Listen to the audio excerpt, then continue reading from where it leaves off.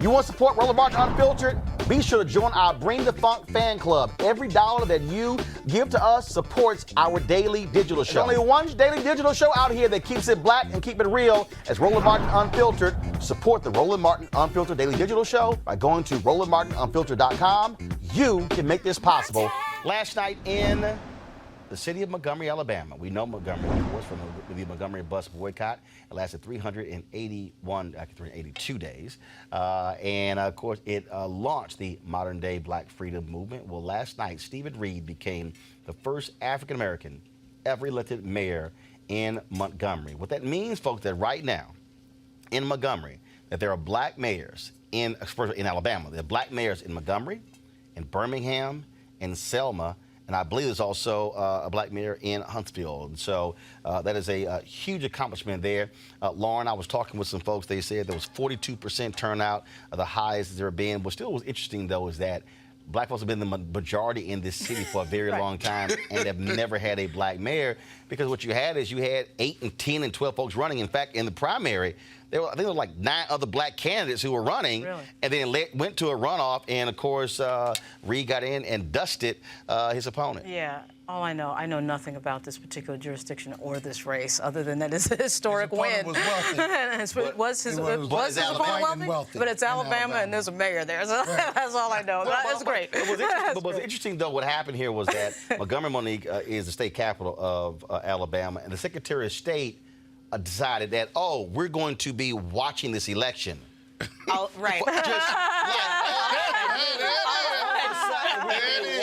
election in Montgomery for no reason whatsoever. Like, why do you need to have monitors watching this election all of a sudden? It's an uprising, obviously. I mean, it is odd, as you say, that all of these years we couldn't get ourselves together enough to at least narrow it down to 3 candidates of color, as opposed to like 9 black folks running for the same position and splitting each other up and giving it to the majority we're gonna cut it person.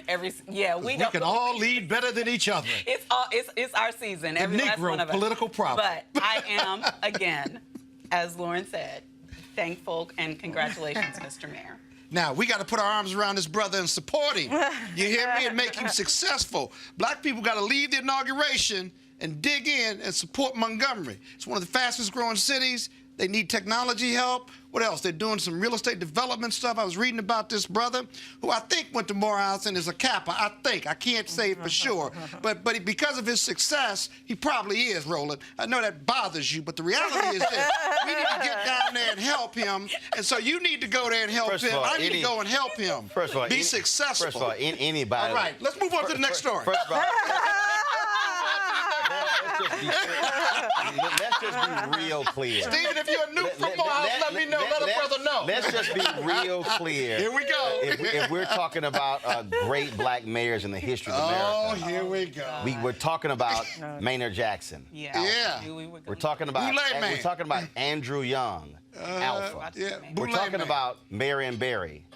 Alpha. I mean, we can go on and on. We're talking about right now Sylvester Turner in Houston. Alpha. I mean, we can go on. I mean, if you would like to continue, the point of my we can talk about Dutch Morial in New Orleans. Alpha. Of course, his son, Mark Morial. Alpha. So we'll give y'all a couple. That's fine. It's about time y'all have the come up. Joining us right now is the mayor-elect Montgomery, Stephen Reed. Stephen, how you doing? Do I get a chance to respond? I'm doing well, Roland. How about you? So Scott's over here. So Scott is claiming you as a Morehouse man and as a Kappa. Are those 2 things correct? He's half right and halfway wrong. And he's wrong on which one? Well, let's start with what's right first. Well, he's right on the Morehouse part. He's got the year right. He's got the year right on the frat part, but he doesn't have the colors right. So I'm with the Omega Psi Phi Fraternity Incorporated. Now, how embarrassing is it? How embarrassing is it to claim somebody in your frat and they're not in your frat? I'm batting 500. Which means I'm batting 500. Which means your research is bad. Well, no, I got it right on Morehouse. First and foremost, congratulations. What is your goal? What's your focus when it comes to be mayor? We want to be the best mayor that the city has ever had. And we want to do that by investing in public education and by making sure that we are taking a 21st century approach to crime and public justice and really playing a more active role in our criminal justice reform movement from the municipal level. We think that's very important, and we think it's an economic issue as well. And certainly we believe we have to diversify our economic base and kind of come from a government standpoint to one that is more technologically driven and one that is more knowledge-based in the economy itself. And obviously, when you talk about the major cities in Alabama having black mayors, that is something that is significant. How do you also begin to work together to ensure that your cities are getting the appropriate resources from the state as well as from the federal government? Roland, I think we have to do some knowledge sharing. I was just talking with Denver Mayor Mike Hancock a little while ago about, pinging him a little bit on some things that they're doing in Denver and making sure that I'm not just kind of thinking from a local perspective, but we're thinking from a global perspective. And I think for those of us here in Alabama, you have Randall Woodfin in Birmingham certainly is doing some great things. So we have to talk about what's working, what's not, and what things may be able to be utilized in our city that we can't utilize maybe in theirs. Obviously, when you look at the changes that are required, when you look at how things are moving in Montgomery, I was there more than a year ago. Your school system, is it still under state control? That's correct. Yes. And we were there, of course, trying to deal with my initiative, School Choice is a Black Choice. Black folks there were saying, look, they want their kids educated, but to have the state in control of the school district, that certainly is a problem. No, it is. And I think as mayor, we can work with our State Department of Education to help change the intervention and get our school system from state control. Right now, the issue is, Roland, is we have to make sure we're hitting those benchmarks. And we also have to make sure that our community is investing in public education. And right now in Montgomery County, we have some of the lowest property taxes in the state and in the nation, and we have the lowest revenue going to our public schools. Now, that's not to say that money is a panacea for everything education related, but it is helpful when we're dealing with a high poverty school system to help these students and their parents with wraparound services, high quality pre-K programs, and apprenticeship programs that really help young men and women who may not want to go to college, but certainly want to develop a new skill or a trade. All right, then. Well, Stephen Reed, congratulations on being elected mayor in Montgomery. When is the inauguration?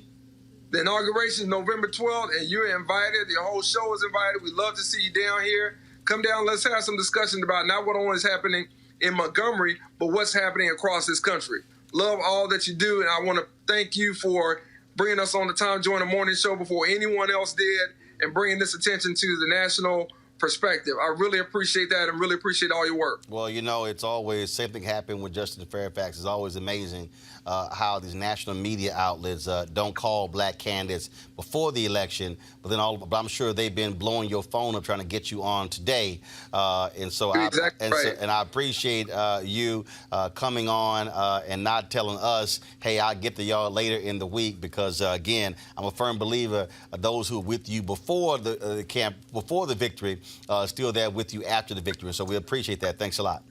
Absolutely. Thank y'all. Take care now. Then. Congratulations again, folks, there. Montgomery Mayor-elect Stephen Reed in Alabama. All right, folks, back to our Roland Martin Unfiltered video in just one moment.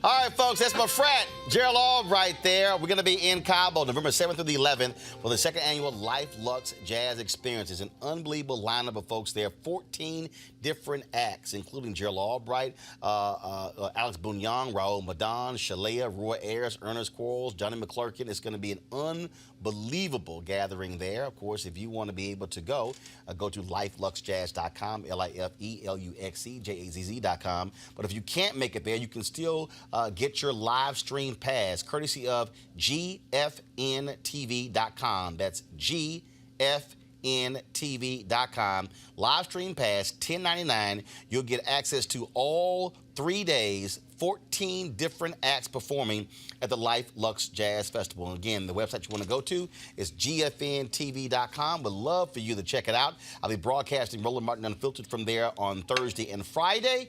And again, Friday, Saturday, and Sunday, you can check out all of the fantastic concerts there at the second annual Luxe Jazz Experience, LIFELUXEJAZZ.com. And of course, to get the live stream pass, gfntv.com. Now back to your Roland Martin Unfiltered video.